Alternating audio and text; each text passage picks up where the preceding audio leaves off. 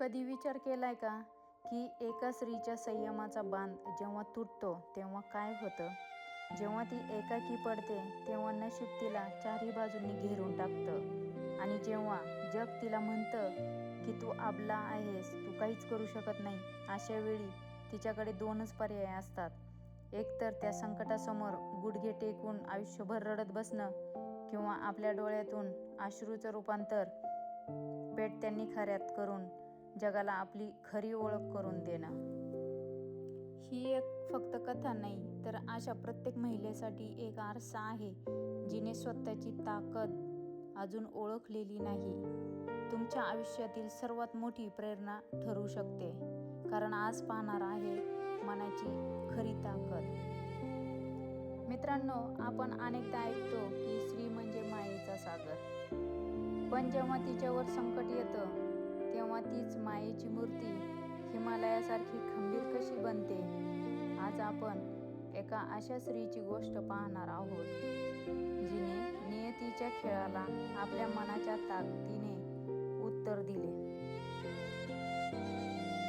आजचा भाग फक्त महिलांसाठी नाही बरं का, तर अशा प्रत्येक व्यक्तीसाठी आहे जी आयुष्यात हार मानण्याच्या उंबरठ्यावर उभा आहे.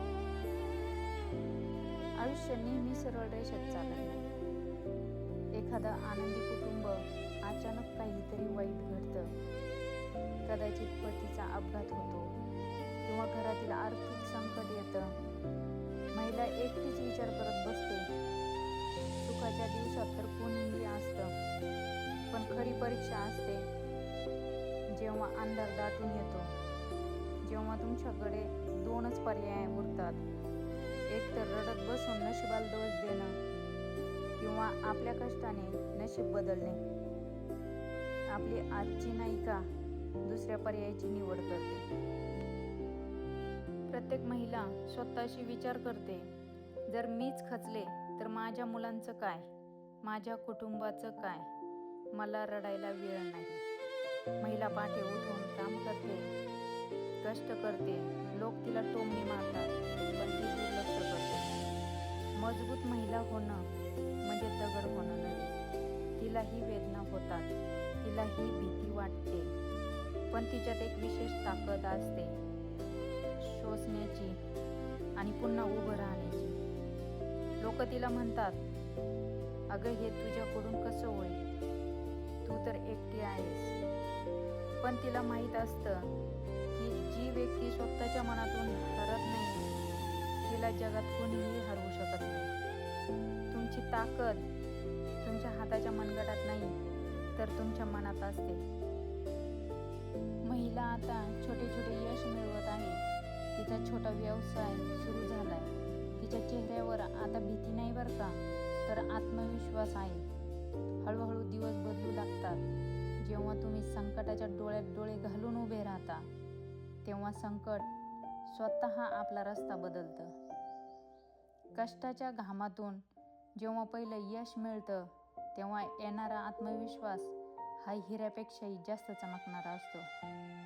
आता तिला कोणाच्या आधाराची गरज नाही, कारण ती स्वतःच अनेकांचा आधार बनली आहे. लक्षात ठेवा, तुमची ओळख तुमच्या संकटांनी नाही, तर तुम्ही त्या संकटांना कसं उत्तर दिलं यावरून ठरते. स्वतःला कधीही कमी लेखू नका.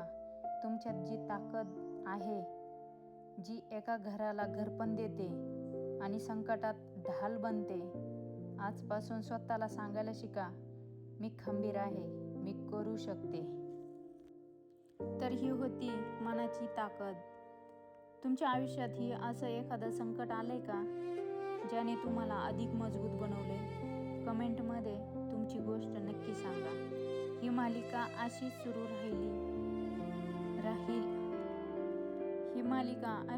राहील. पुढच्या भागात आपण पाहणार आहोत स्वओळख कशी निर्माण करावी. तोपर्यंत पाहत राहा ओळख स्वतःची.